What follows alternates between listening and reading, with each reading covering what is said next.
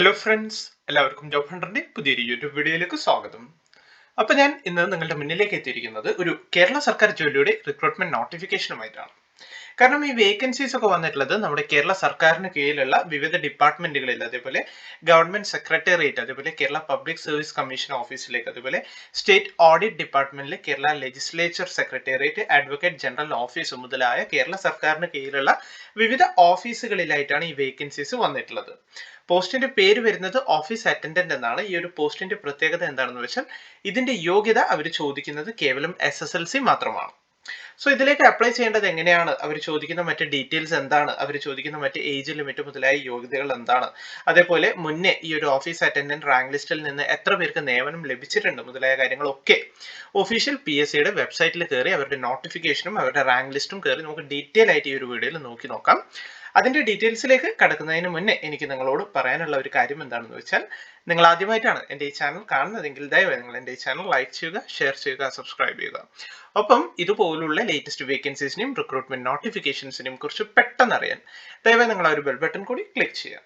അപ്പോൾ നമുക്ക് ഈ ഒരു റിക്രൂട്ട്മെന്റിന്റെ കൂടുതൽ ഡീറ്റെയിൽസിലേക്ക് കടക്കാം. ഞാൻ പറഞ്ഞു ഓഫീസ് അറ്റൻഡന്റ് എന്നാണ് ഈ ഒരു പോസ്റ്റിന്റെ പേര് വരുന്നത്. നമ്മുടെ കേരള ഗവൺമെന്റിന് കീഴിലുള്ള നമ്മുടെ കേരള തിരുവനന്തപുരം സെക്രട്ടേറിയറ്റ്, അതേപോലെ നമ്മുടെ KPSC Kerala Public Service Commission ഓഫീസുകളിലേക്ക്, അതേപോലെ സ്റ്റേറ്റ് ഓഡിറ്റ് ഡിപ്പാർട്ട്മെന്റിലേക്ക്, കേരള ലെജിസ്ലേച്ചർ സെക്രട്ടേറിയറ്റ്, അതേപോലെ അഡ്വക്കേറ്റ് ജനറലിന്റെ ഓഫീസ്, അങ്ങനെ വിവിധ ഡിപ്പാർട്ട്മെന്റുകൾക്ക് കീഴിലുള്ള വിവിധ ഓഫീസുകളിലേക്കായിട്ടാണ് ഈ ഒരു ഓഫീസ് അറ്റൻഡന്റ് നിയമനം വരുന്നത്.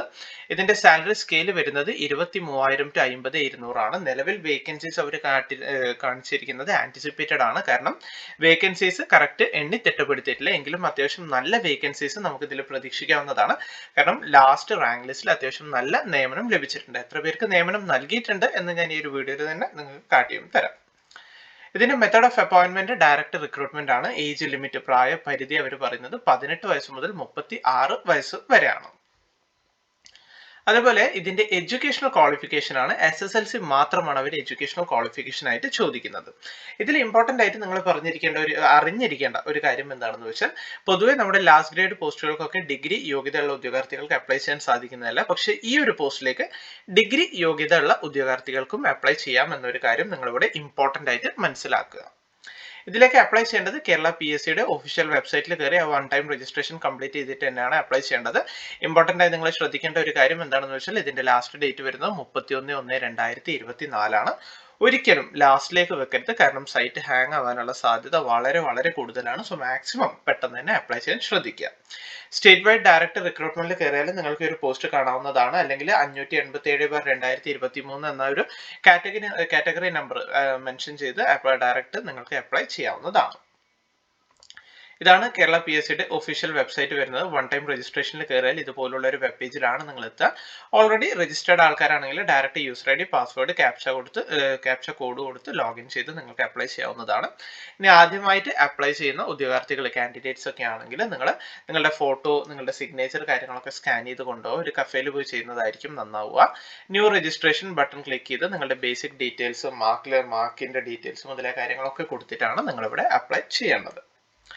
ഇനി നമുക്ക് ലാസ്റ്റ് റാങ്ക് ലിസ്റ്റിൽ നിന്ന് എത്ര നിയമനം നൽകിയിട്ടുണ്ട് എന്നൊരു കാര്യമാണ് നിങ്ങളിപ്പോൾ സ്ക്രീനിൽ കാണുന്നത്. ഇത് കേരള PSCയുടെ ഒഫീഷ്യൽ വെബ്സൈറ്റിൽ പ്രസിദ്ധീകരിച്ചിട്ടുള്ള ഒരു നോട്ടിഫിക്കേഷൻ, ഒരു റാങ്ക് ലിസ്റ്റിന്റെ ഡീറ്റെയിൽസ് തന്നെയാണ്. ലാസ്റ്റ് നിയമനം ഡീറ്റെയിൽസ് നോക്കുകയാണെങ്കിൽ office attendant post total advice പോയിരിക്കുന്നത് 845 ആണ്. അതിന്റെ അഡ്വൈസ് ലാസ്റ്റ് പോയിരിക്കുന്നത് 21/11/2023 ഓപ്പൺ കാറ്റഗറിയിൽ 853 വരെയുള്ള ആളുകൾക്ക് നിയമനം നൽകിയിട്ടുണ്ട്. അതേപോലെ മുസ്ലിം കാൻഡിഡേറ്റ്സ് നോക്കുകയാണെങ്കിൽ സപ്ലിമെന്ററി ലിസ്റ്റിൽ 33 വരെ നിയമനം പോയിട്ടുണ്ട്. അതേപോലെ OBC ഒക്കെ ആണെങ്കിൽ സപ്ലിമെന്ററി ലിസ്റ്റിൽ 2 പോയിട്ടുണ്ട്. SC/ST കാൻഡിഡേറ്റ്സ് ഒക്കെ ആണെങ്കിൽ സപ്ലിമെന്ററി ലിസ്റ്റിൽ കയറി നിയമനം നൽകിയിട്ടുണ്ട്. സോ നമുക്ക് ഇതിൽ നിന്നൊക്കെ മനസ്സിലാക്കാൻ പറ്റുന്ന ഒരു കാര്യം എന്താണെന്ന് വെച്ചാൽ, അത്യാവശ്യം നല്ല വേക്കൻസി നമുക്ക് ഈ ഒരു പോസ്റ്റിൽ പ്രതീക്ഷിക്കാവുന്നതാണ്. പിന്നെ ലാസ്റ്റ് ഗ്രേഡ് പോസ്റ്റുകളിലേക്ക് പൊതുവെ ഡിഗ്രി യോഗ്യതയുള്ള ഉദ്യോഗാർത്ഥികൾക്ക് അപ്ലൈ ചെയ്യാൻ സാധിക്കുന്നതല്ല. അങ്ങനെയുള്ള കാൻഡിഡേറ്റ്സിനെ സംബന്ധിച്ച് ഇതും നല്ലൊരു അവസരമാണ്. കാരണം SSLC യോഗ്യതയുള്ള ഒരു പോസ്റ്റിലേക്കാണ്.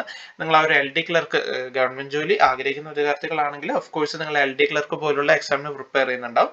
സെയിം സിലബസ്, സെയിം ഡീറ്റെയിൽസ് കാര്യങ്ങൾ വെച്ച് നിങ്ങൾ ഇതിലേക്ക് പ്രിപ്പയർ ചെയ്യാം. കാരണം SSLC തന്നെയാണ് എഡ്യൂക്കേഷണൽ ക്വാളിഫിക്കേഷൻ വരുന്നത്.